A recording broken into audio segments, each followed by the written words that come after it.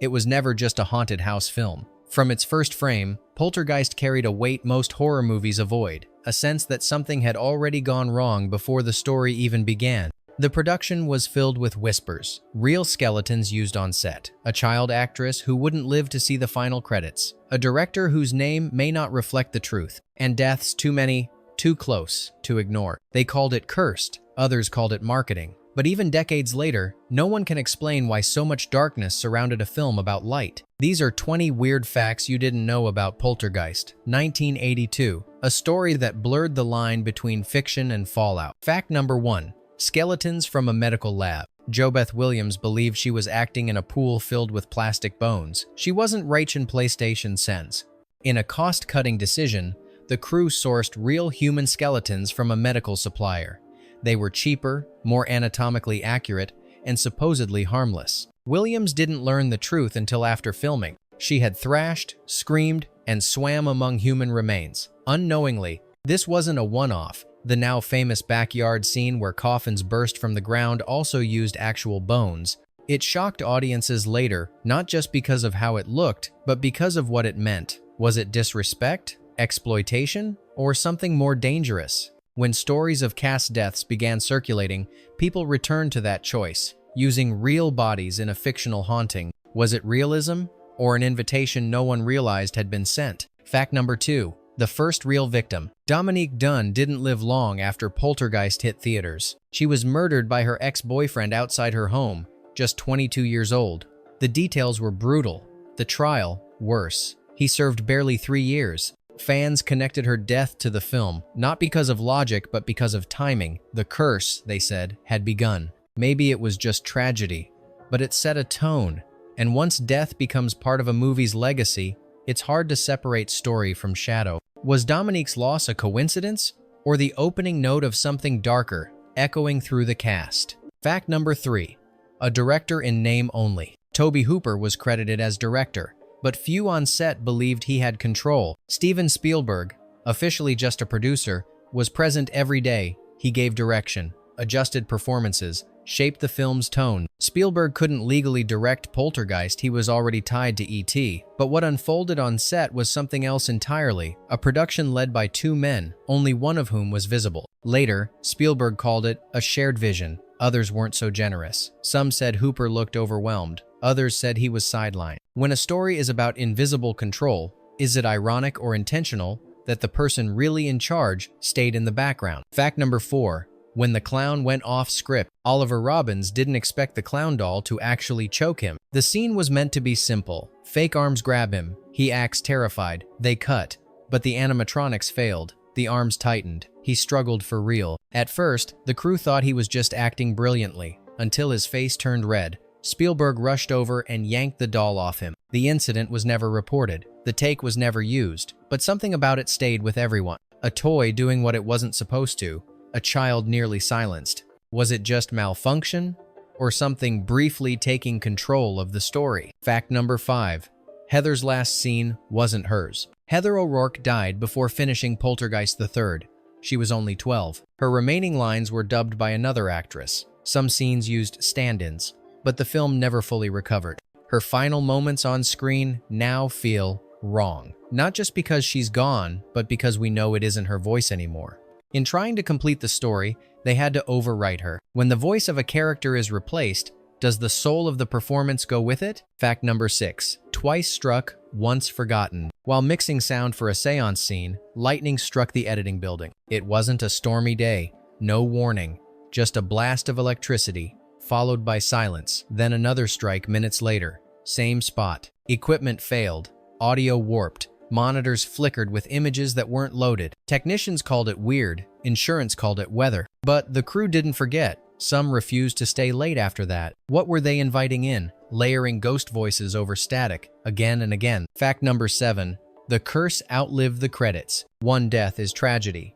3 becomes something else. After Dominique Dunne's murder, Julian Beck, who played the ghostly Reverend Kane, died of stomach cancer during Poltergeist 2. It wasn't a surprise. He was sick while filming, but the timing added weight. Then came Will Sampson. He played the spiritual guide in the same sequel. He performed a real cleansing ritual on set. Months later, he died from surgical complications, and then Heather. All three are now part of the franchise's legacy. They weren't killed on camera, but their deaths became part of the film's mythology, etched in fan forums and conspiracy threads. Can a curse begin with fiction and end in real funerals? Fact number 8. The static was never empty. TV static.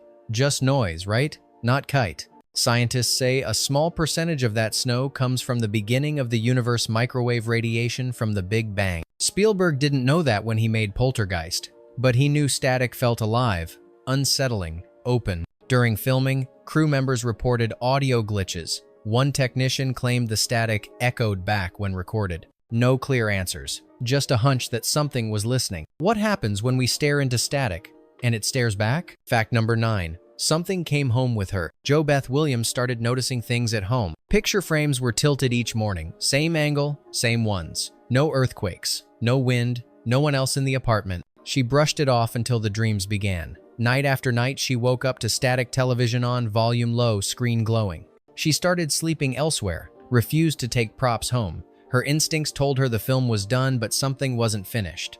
How do you walk away from a role when the role doesn't let go? Fact number 10. Tangina didn't sound like herself. Zelda Rubinstein's voice was unforgettable, high, precise, unsettling. But not all of it in Poltergeist was hers. In post-production, some of her lines were altered, re-recorded, filtered, even overdubbed. She wasn't informed. She found out in the theater. It wasn't about poor delivery. The studio wanted a different tone, more otherworldly, more disembodied. Rubinstein later said, "They took what I gave them and turned it into something else." Her line, "This house is clean," was untouched, maybe because that line had to be hers. But when a voice is replaced without consent, whose message are we really hearing? Fact number 11.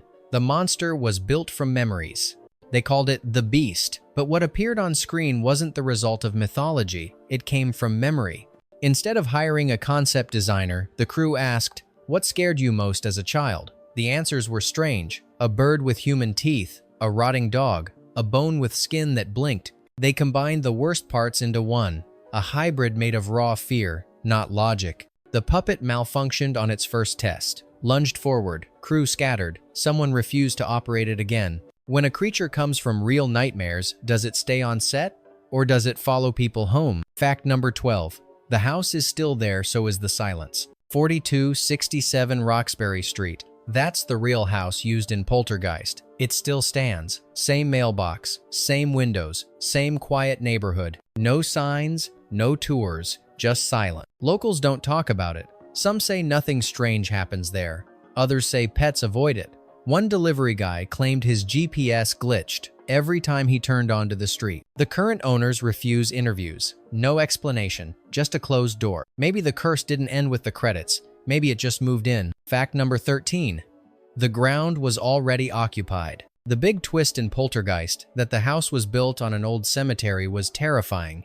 But the idea didn't come from fantasy. It came from real headline. In Southern California, several housing developments in the 72nd and 82nd were built over old graveyards. Some developers relocated the headstones, but not the bodies. Writers Michael Grace and Mark Victor knew about it. They leaned into it. One article became the spine of the script. So when coffins explode from the Freeling backyard, it hits harder because it mirrors what had already happened, just without the Hollywood ending. What's more frightening? Ghosts? Or the knowledge that we've already disrespected the dead and called it progress? Fact number 14. The mirror didn't lie. During the infamous face-peeling scene, the real mirror used for testing cracked. No actor touched it, no heat, no motion, just one clean fracture down the middle. They replaced it. Then the replacement fogged up during filming while everything else stayed clear. One crew member swore they saw a shadow in the reflection before the shot started rolling. They never used that mirror again. In folklore, mirrors are portals. In Poltergeist, it became literal accidentally. What if the mirror showed not the scene, but what was waiting behind it? Fact number 15. The poster that got banned. The original Poltergeist poster, Carol Ann bathed in static light, was banned in several countries. Too disturbing, censors said. Too suggestive. In Japan, it was removed from subway ads. In Germany, the girl's silhouette was cropped. In Malaysia, the glowing television was labeled a spiritual threat. No blood, no violence. just a child and a screen. So why did people feel something was wrong? Maybe the poster worked too well, it didn't show horror. It suggested it was already here. Fact number 16. The director behind the director. Tobe Hooper was the official director of Poltergeist. But unofficially, Spielberg never left the chair. Hooper was soft-spoken. Spielberg was not. He blocked scenes, gave notes, and oversaw performances. Every day, on every set. Technically, Spielberg wasn't allowed to direct. His ET contract said so, but no one enforced it. Hooper never complained. Some say he didn't need to.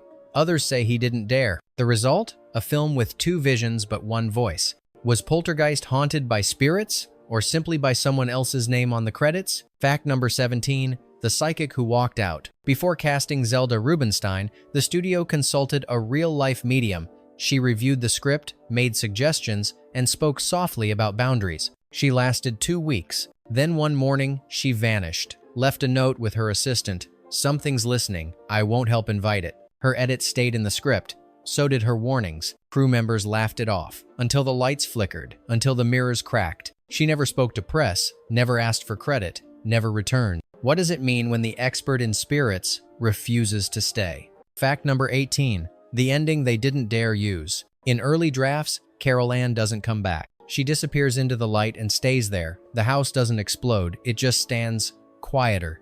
Spielberg said it was too bleak.